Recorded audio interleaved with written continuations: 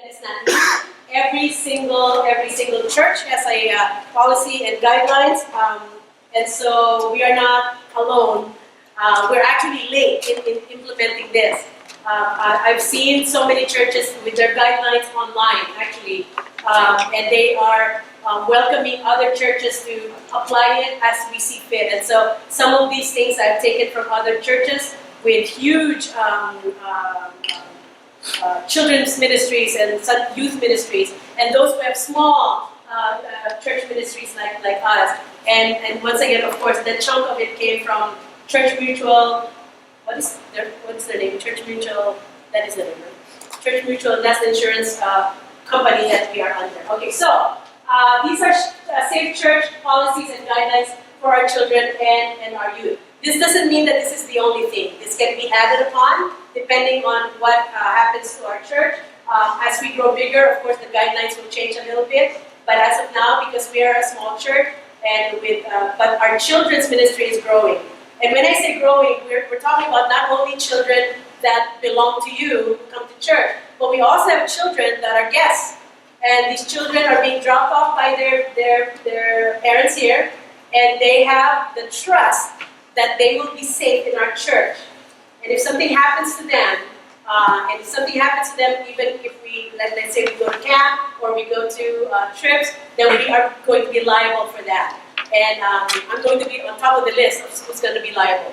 And so the whole church is going to be liable for it, especially the pastor. And so I'm very particular with this, and I pray that you will be reminded. These policies will be printed and they will be posted as well, so that we will be reminded of it. Okay, so on the first slide, there needs to be a 2-adult rule. And this is being done in so many churches, if not all churches. There's something called a 2-adult rule, meaning there must always be 2 adults present when supervising 1 or more children. Does that make sense? You cannot be with a child or children, and you might say, well, it's not just one child, I have everyone here. No. You cannot be by yourself. And I do not care if you are a father or a mother or one of the dads. There needs to be 2 people there with you. And what is the purpose of that? Because someone needs to be a witness. You know, then you will not have kids who will say, well, this person did this to me. There's going to be another person that's going to stand as a witness with you. And so you're going to be accountable for that. So again, there must always be 2 adults present when supervising 1 or more children. As I said a while ago, this rule is designed for the safety of the children, as we know, but it's also, and people forget this all the time, this is designed for our safety as adults watching children. There's so many, you've heard so many stories in the world going on today where students in school are saying that the teacher did this, the teacher did that. And then at the end it turned out that it's not true. But by that time, the teacher has been already in prison, incarcerated. Now, that doesn't mean that every story is like that. But we want to make sure that we are covered and safe. We're not just talking safety here physically because we have security. But we're talking also about safety inside with our children. Okay. And then, this is required across all ministry areas. What do I mean by this? Not just children, but also youth. Okay, youth ministry, and so Brian is aware of this. I'm making the Sunday school teachers aware of this, that during Sunday school, we're not talking about that. What I'm talking about is after Sunday school. After the ministry is done, if this is a church and there's kids playing, if they're playing by themselves, that's actually better. But if you want to be there, for some reason you want to be there, there needs to be a second person with you. And I'm going to ask the security people and everyone in this place, if you see one adult present with a bunch of kids, you know the policy, what are you going to do? You're going to tell that person to leave. Or join them. Or join them and be there if you want to. If you cannot do that, and if the person doesn't want to leave, I have a bunch of hench people here. I have my right-hand people that will do the damage for you. So you tell Pastor Jay, and I'll call my pack of dogs to do that. Okay. All Sunday school room doors to remain open after class. During class, it's okay to have it closed. They do have a glass door window there that we can see into it. That is why we put that there. Again, that's for insurance purposes. And so we cannot just put a glass window and then disregard it at the end of Sunday school. So at the end of Sunday school, all doors need to be open. If you're walking around and you find a door that is closed, open it. The kids cannot be there by themselves anyway. They might be planning to take over the world, but you gotta open those doors. Make sure that the doors are open. Adults who spend considerable off-duty time. What do I mean by that? Meaning we're already doing fellowship and we're just kind of hanging out. And in this church, we are known to hang out until sunset. Adults who spend considerable off-duty time with the same child or children should be reported, unless they are their parents. Please do not report the parents for spending time with the children. Only the people who are not their parents and you're seeing that they're spending considerable time with them. I'm not just talking about presently, but this also takes care of us for the future, for those who will be coming to our church. Okay. I have to put this up because this is something that's very important it's actually on a brochure from Church Mutual. That there are forms of affection that are inappropriate with children and youth in ministry. We're not just talking about kids, but also young people. Okay, so teenagers or youth in ministry. Okay, inappropriate or lengthy embraces. You can hug someone, but if you're hugging too long, there's something wrong. Okay, you cannot do that. In prison, we cannot even hug. Not that I want to hug the inmates, but we cannot hug. So, my brother told me not to hug them. So please do not. If you find yourself doing that, or if you find someone doing that to you, well, or you see someone doing that, you need to stop. Number 2, kissing them. Again, if you're a parent, it's okay. The parent of your child, please. You can do that, but not if you are not a parent. You cannot be just kissing the children. Okay, that's just. I know they're the cutest kids in the world. And I would love to kiss all of them, but I can't. I only kiss my own. I don't even have any. Okay. Holding children over 3 years old on your lap. I was surprised to see that on the brochure. We do this all the time in this church. And we look at it and we say, oh, we're just playing. We're playing with a computer. We're playing with iPad. Do this all the time. If the child is over 3 years old, you cannot put them on your lap. If you find this very strict, it is. And we have to do it.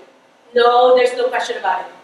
And if you see it happening, you need to tell that person to stop doing it. Okay? It is for the protection of the children, and it's for the protection of that adult. However nice and kind you are, I'm sorry, you are not living in the 21st century. You're not living in the 50s and the 60s where this is okay. Not anymore. You people watch ID all the time. Come on. You know what's going on. So you need to make sure that you do this. Showing affection in isolated areas, which means what? If you find them, let's say sometimes you find someone inside the sanctuary and everyone is gone, there's something wrong. That cannot happen. You need to go in there and make sure that this is reported to my pack of dogs. Okay. Do I have some more? Oh, yes. Wrestling with children. Wrestling used to be a form of affection before. When I was in Iowa, people would be wrestling and all that. We cannot do that at church anymore. Amazing, isn't it? But that's just how it is. It is what it is, people. So you cannot be wrestling with children. And here's a good one, because we do this all the time. Tickling. You can tickle Pastor Jay, but you cannot be tickling children or youth. Yes, you can. I welcome you to tickle me. What about tickling adults? Huh? Yes, you can tickle me. Yes. I'll send my pack of dogs on you, but you can tickle me. But please, seriously, you cannot be tickling children. And this is something that I've seen many people do. I don't like to be tickled, so I don't like tickling people. Because that's just, get away from me. But okay, you can't be tickling children, especially if the children say, stop it. Oh my gosh, no, you can't do that. I need to know if that is happening. Piggyback rides. We do that all the time because we're like, it's on the brochure. You can't do that anymore. And I'm sorry if this is hurting you, but I don't know. Adopt someone, I guess. So you can give them piggyback rides if you want. But if it's not your children, it's for our safety. We cannot do that. Any form of unwanted affection, what do I mean by that? What do they mean by that? If the child is saying, stop it, no means no.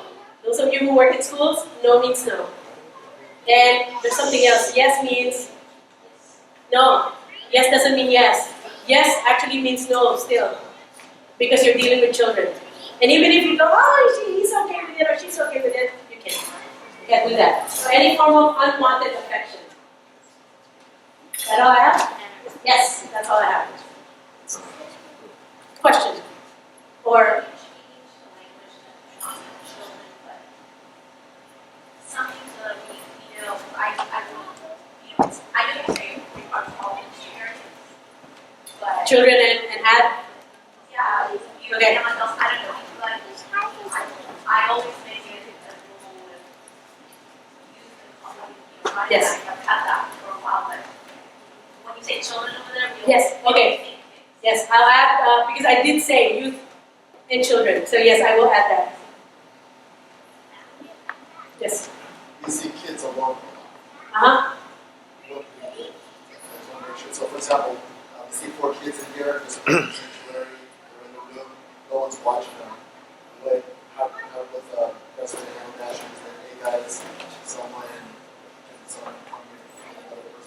well, really there's no reason to watch the kids if they're playing, because they're playing, right? Am I okay to say that? If they're playing in the Sunday school room, isn't it okay to leave the kids there playing? Depends. Huh? Depends on which ones are playing. Depends which kids are playing over there. Which ones are playing Okay. so they're not hurting each So other. if they're not hurting each other, you don't need to watch them. Yeah, but they are hurting each other. But they are. But if they're hurting each other, well, yes. Go in there but take someone with you. Really, you have to. You might say, well, that will take time.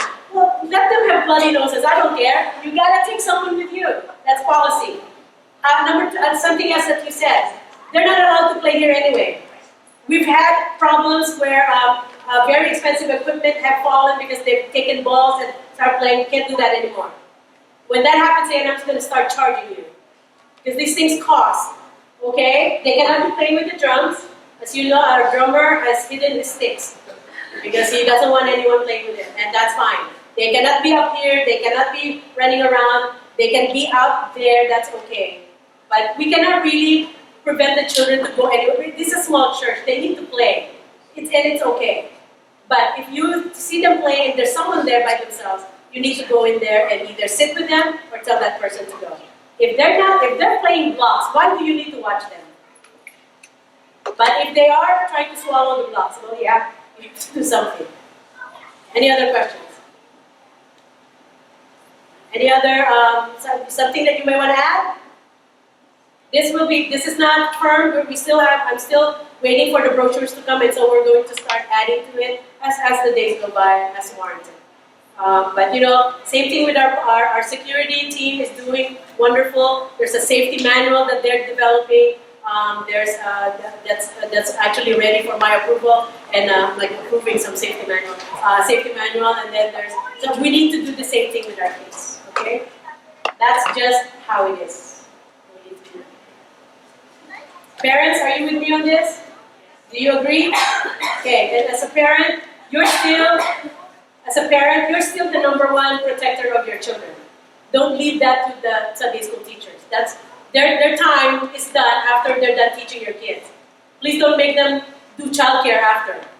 They're not babysitters. They're teachers. Unless you pay them, and they will do it for you, maybe. But after the Sunday school is over, parents, you need to take over your children. And if you're okay with them playing by themselves, then it's okay. It's all up to you. Okay. Yes. You asked, and I think you mentioned that, especially for young people, the youth minister or leader or whoever cannot be with opposite sex, even if there's more than one. So if Alexa and Eliza, if I'm driving them, I'm Yeah. I'll let them know it's a by himself. We already have that policy, by the way, that's going on. Right, we'll add it here, but do you know that in our youth ministry, we already put this policy in that we cannot drive them if they're the opposite sex. We cannot by themselves. So Brian cannot be meeting with them in a closed door, by the way. If I don't have a glass room in my office, but if you need to meet with me, I cannot have you there by yourself too. I've done that a couple of times and I've forgotten. You see, I also forget, and so I need to make sure that my door is open so that and just don't listen into the conversation. So if there's someone, if you see me meeting with someone there, move along. Don't stand there and listen to what. Okay? All right. Thank you, and Good luck. have a good day.